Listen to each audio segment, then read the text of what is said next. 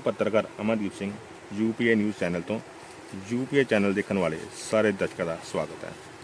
पंजाब के कपूरथला शहर के अज मानसून की पहली बारिश ने दस्तक दे दी है। अज वीरवार सवेरे 9 बजे काले बदल छाए हुए सन ते हल्की हल्की बूंदाबांदी हो रही सी। 11 बजे के करीब बारिश तेज हो गई। इस बारिश के नाल तकरीबन 7 तो 10 डिग्री तापमान के गिरावट आई है तो लोगों ने गर्मी की राहत भी महसूस की।